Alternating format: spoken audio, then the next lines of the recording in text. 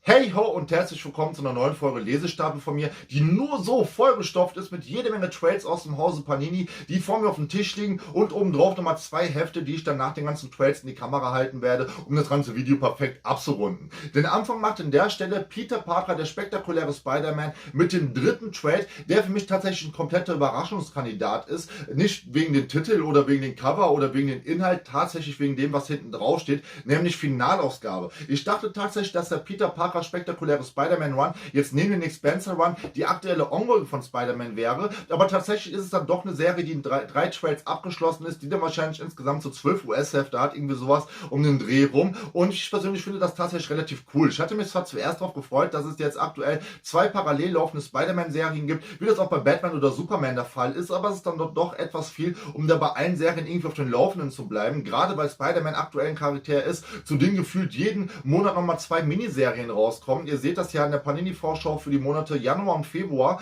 und da bin ich ganz froh, dass dann das jetzt doch nur eine abgeschlossene Miniserie ist, wo mir noch der zweite Band fehlt, den ich schon bei meinem Comic-Händler bestellt habe, den die Tage da abholen kann und dann wahrscheinlich Band Nummer 2 und 3 am Stück lesen werde. Freue ich mich drauf, Cover sieht nice aus. Es hat tatsächlich ein Autorenwechsel stattgefunden, hat mich persönlich verwundert. Ich dachte tatsächlich, dass das Ganze aus einer Feder erscheinen würde, weil das ganze Ding wird in dem Fall geschrieben von Ryan, ein Autorname, der mir jetzt auf Anhieb gar nichts sagt. Ich sehe aber auch leider nirgendwo den Vornamen, vielleicht würde der Vorname mir was sagen, tut aber nichts weiter zur Sache, weil das werde ich dann eh nochmal ausführlich in meiner Review zu diesem Trade sagen, und so viel zum Thema Spider-Man. Dann geht es weiter mit einem Band, der für mich einen Abschluss markiert, und zwar X-Men mit X-Men Gold, auch in der finalen Ausgabe, in dem Fall der 7. Ausgabe, die jetzt allerdings schon im August erschienen ist und seitdem bei meinem Comic-Händler auf mich gewartet hat. Ich habe es jetzt die Tage mal abgeholt, freue mich schon drauf. Die X-Men Gold war eine Serie, die zwischendurch mal so ein bisschen geschwächelt hat über die Länge eines halben Trades, aber mir trotz dessen Spaß gemacht hat, weil ich die Besetzung cool fand. Ich mochte auch den Autoren, was er bis jetzt daran abgerissen hat, der gute Guggenheimer, wahrscheinlich gnadenlos falsch ausgesprochen von mir. Und die X-Men Gold war eine Serie, die ich wirklich lieb gewonnen habe, die jetzt aber mit dem 7. Band zu Ende erzählt ist, was auch lustigerweise für mich jetzt die einzige X-Men-Serie gewesen ist, die ich die letzten Jahre verfolgt habe, und obendrauf noch die einzige X-Men-Serie gewesen ist, die es auf 7 Trades geschafft hat. Es gab ja in der Parallel noch die X-Men Red, die glaube ich 2 oder 3 Trades hatten, und die X-Men Blue, die glaube ich so 4 oder 5 Trades hatten, und die Serie, die ich mir dann zu dem Zeitpunkt rausgepickt hatte, war dann die einzige Serie, die es auf 7 Trades gepackt hat, oder besser gesagt gebracht hat, und das fand ich dann relativ lustig, so zu sehen, dass die anderen beiden Serien es nicht so weit geschafft haben, wo ich mir dann wahrscheinlich die Serie rausgepickt hatte, die am besten geschrieben wurde. Aber man muss dazu sagen, es gab dann auch obendrauf noch einen Trade, wo ein Crossover zwischen den X-Men Gold und Blue gespielt hat, weswegen man quasi einen Trade davon so halb abziehen könnte, dafür aber diesen Poison X Trade mit draufrechnen könnte, weil da drin auch X-Men Gold Hefte veröffentlicht wurden. Aber das ist wieder ein anderes Thema. Dann geht es weiter mit dem guten Old Man Quill aus dem Old Man Logan Universum und den Guardians of the Galaxy, wo ich wirklich gehypt drauf bin, aus zweierlei Gründen. Der erste Grund ist halt, ich bin großer Guardians of the Galaxy Fan, und der zweite Grund ist, die meisten von euch wissen es ja, ich bin großer Fan des Old Man Logans Universums, weswegen ich gespannt bin, wie die ganzen Guardians of the Galaxy jetzt da eingeflochten werden, ob das vielleicht sogar so erzählt wird, dass sie quasi schon während der ersten Storyline präsent gewesen sind und irgendwo im Hintergrund irgendwas bewirkt haben, was dann als Leser damals nicht auffallen konnte, weil es damals noch nicht so vorgesehen war, aber jetzt halt im Nachhinein reingeschrieben wurde. Ich bin wirklich gespannt auf das ganze Ding, freue mich drauf.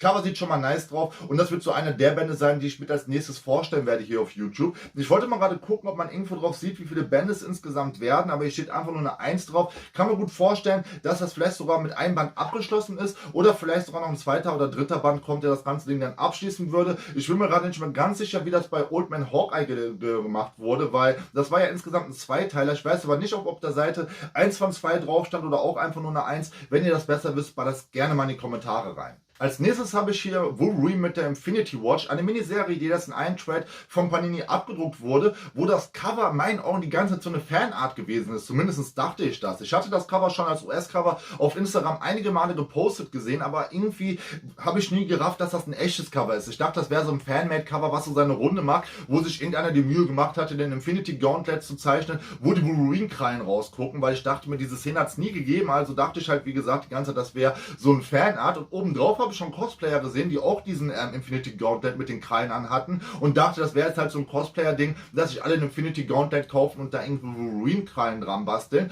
Und dann kam die Ankündigung für diesen Band hier, Infinity Watch, was jetzt halt die neue Gruppierung von Wolverine ist, wo der Titel ja schon verrät, dass die jetzt wohl irgendwie auf die Infinity-Steine aufpassen. Ich bin mal gespannt, ob jetzt vielleicht das ganze Ding weiterhin eine Fanart ist und Marvel das ganze Ding einfach nur für ein Cover aufgegriffen hat, weil sie die Idee selber cool fanden, oder ob in diesem Comic wirklich die Szene drin vorkommt, dass Wolverine halt den Infinity Gauntlet anzieht und seine Krallen da durchjagt. Also ich werde mich die Tage drauf stürzen, bin auch weiterhin gespannt darauf, wie der gute Wolverine jetzt wieder in das Marvel-Universum sinnig eingesponnen wird oder aber vielleicht jetzt einfach Mitglied der Infinity Watch bleibt und dann irgendwo im Weltall die ganze Zeit unterwegs ist und gar nicht mehr so viele Berührungspunkte mit den X-Men in Zukunft haben wird. Als nächstes haben wir eine weitere neue Nummer 1 und zwar in dem Fall Punisher Band Nummer 1 von guten Rosenberg. Ist das nicht der erste Punisher Band von Rosenberg? Er hatte ja schon mit den letzten 3 Trades der vorangegangenen Serie Punisher übernommen gehabt, hat jetzt aber auch endlich mal eine eigene Nummer 1 bekommen,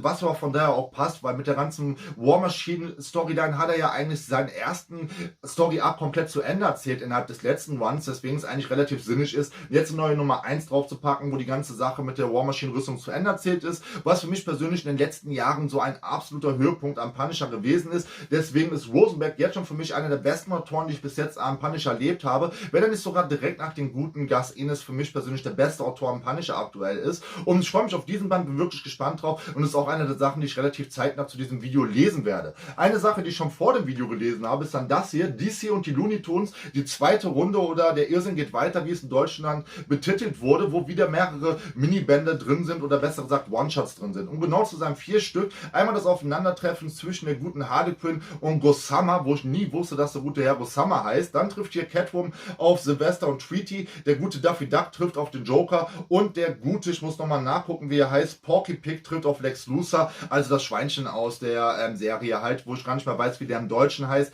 der halt im amerikanischen oder englischen Porky Pig heißt. Das ist ja öfters so bei solchen Cartoonserien, dass die Namen der Charaktere für die Zeichentrickserien im deutschsprachigen Raum halt komplett eingedeutscht werden. Wie gesagt, ich war so gehypt drauf, dass ich das Ding direkt fast komplett gelesen habe. Ihr seht es hier am Lesezeichen, ich muss das letzte US-Heft noch lesen. Kann nur sagen, der Höhepunkt da drin, wie das Cover schon vermuten lässt, ist tatsächlich das Aufeinandertreffen zwischen Daffy Duck und dem Joker. Alles weitere werdet ihr dann von mir in der Review erfahren, die dann wahrscheinlich auch relativ zeitnah zu diesem Video hier online gehen wird. Als nächstes habe ich von Jason Aaron den 3. Band seiner aktuellen Thor-Serie liegen, wo auch bis jetzt jeder Band extremst gut war. Der 2. Band fehlt mir leider nach wie vor, habe ich bei meinem Comic-Händler aber schon bestellt und gehe den dann die Tage da abholen. Und ich bin gespannt, wie der gute Jason Aaron jetzt durch The War of the Realms und die letzten Bände seines Thor-Runs die ganze Sache zu Ende erzählen wird. Ob es mit einem großen Thor-Bo aufhört oder ob es dann doch nur so halb befriedigend ist, wie er seine ganze Story dann zu Ende erzählt, nachdem er jetzt so viele Jahre Thor geschrieben hat. Weil auf der anderen Seite hat in den USA ja aktuell der gute Donny Cates Thor übernommen und der gute Donny Cates in meinen Augen einer der absolut besten Newcomern ist, die man so in den letzten Jahren erlebt hat und irgendwie alles Gold ist, was der gute Herr schreibt, bin ich wirklich gespannt drauf, was der gute Herr denn jetzt an Thor abreißen wird.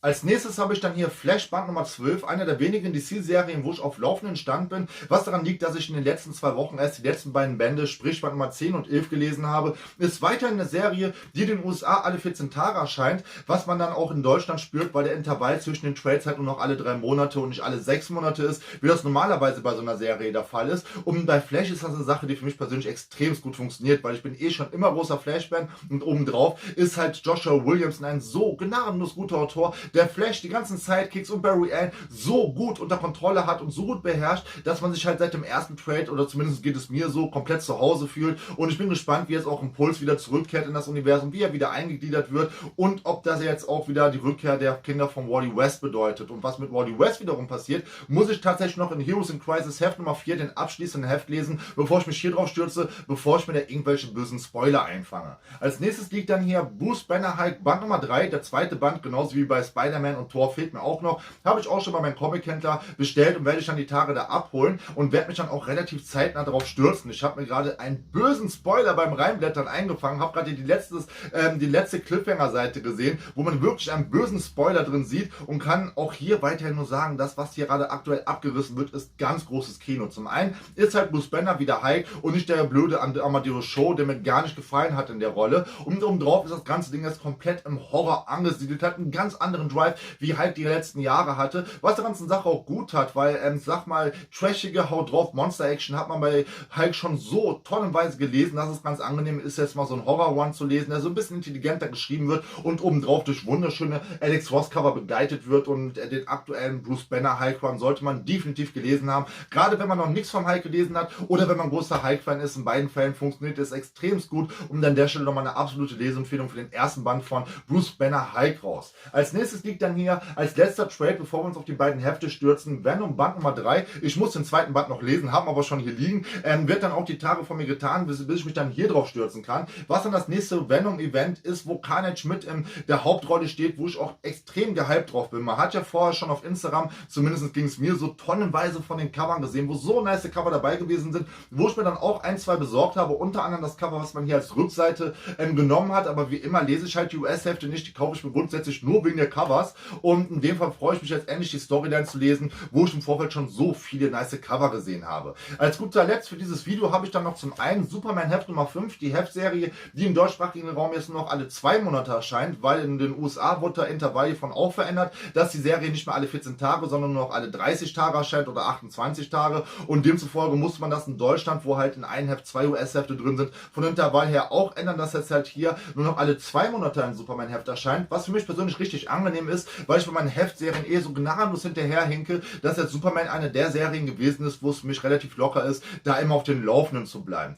Zu guter Letzt für diesem Video habe ich noch ein US-Heft hier liegen, und zwar in dem Fall die Masters of the Multiverse mit diesem wunderschönen Variant-Cover, wo Skeletor vorne drauf ist, was der gute Cedi mir so ein bisschen kaputt gemacht hat, also nicht das Cover als solches, sondern eher das Motiv, weil nachdem ich das auf Instagram gepostet hatte, hatte der gute Cedi irgendwie kommentiert gehabt, dass der ein bisschen dicke Waden hätte und dass das von den Proportionen nicht so her passt, und seitdem er das gesagt hat, sehe ich die komplette Zeit nur noch die Waden auf diesem Cover. Aber wenn man das ein bisschen ausblendet und das so ein bisschen als kreative Freiheit ausstempelt oder halt, dass das von der Perspektive doch ganz gut aussieht, funktioniert das Cover dann doch, und ich bin wirklich gehypt auf diese Serie. Werde es auch bei diesem einen US-Heft lassen, weil zu den anderen Heften sind jetzt keine Variant-Cover angekündigt, und ich wollte unbedingt neben meiner Skeletor-Figur als die Tage noch so ein Skeletor-Cover stehen haben und dann halt am besten eins, wo so gut wie gar kein Auftritt drauf ist, was jetzt halt bei den Variant-Covern aus den USA wunderbar funktioniert, weil da jetzt halt nur noch das DC-Logo drauf ist und ansonsten keinerlei Einblendungen, und da muss ich dazu schlagen. Und da oben drauf kommt dann halt nochmal der Faktor, dass das Ding sowieso auf Deutsch erscheinen wird. Also Panini hat bis jetzt alles veröffentlicht, wo Masters of the Universe und DC im Zusammenhang drauf gestanden hat, weswegen ich hierfür auch komplett grünes Licht sehe und meine Hand dafür ins Feuer lege, dass Panini das ganze Ding dann gesammelt, die 5 Hefte in Deutschland veröffentlichen wird. Der große Aufhänger für die Leute, die davon noch nichts mitbekommen haben sollte, ist jetzt, dass es hier ein ganzes Multiversum gibt und dass nicht nur He-Man, sondern in dem Fall mehrere He-Man, also in dem Fall mit E geschrieben, gegeneinander kämpfen müssen oder miteinander kämpfen müssen gegen verschiedene Skeletors aus dem kompletten Multiversum, wo halt He-Man mehrfach angesiedelt ist. Also sprich dieses typische DC-Ding, man muss erstmal tausende Parallelwelten einführen, allerdings hat es das bei He-Man ja auch schon ein paar Mal gegeben. Eins der ersten Male, dass bei He-Man eine andere Parallelwelt eingeführt wurde, müsste bei der Europa-deutschsprachigen Hörspielserie gewesen sein, wo in Folge 11 das Anti-Eternia eingeführt wurde. Falls es vorher schon mal irgendwo anders Anti-Eternia gegeben haben sollte, könnt ihr mich gerne in den Kommentaren berichtigen. Ich meine aber, dass das erste Mal gewesen ist, dass die Rede von Anti-Eternia gewesen ist und einer anderen Parallelwelt. Ich bin mal gespannt, wie viele Parallelwelten jetzt hier auftauchen werden, aber wie eben schon erwähnt, werde ich darauf warten, dass das ganze Ding von Panini dann nochmal in deutschen Tradeform veröffentlicht wird. Das war's von meinerseits. Bitte ballert mir mal unbedingt in die Kommentare rein, ob ihr zum einen auch dieses wunderschöne Variant-Cover mit den dicken Waden besorgt habt und was ansonsten noch von den Lesestapeln bei euch zu Hause gelandet ist. Ansonsten würde ich mich noch sehr darüber freuen, wenn ihr auf Instagram und Facebook vorbeischaut, einen Daumen nach oben, ein Abo da lässt. Dann sehen wir uns beim nächsten Mal, Jungs und Mädels. Haut da rein!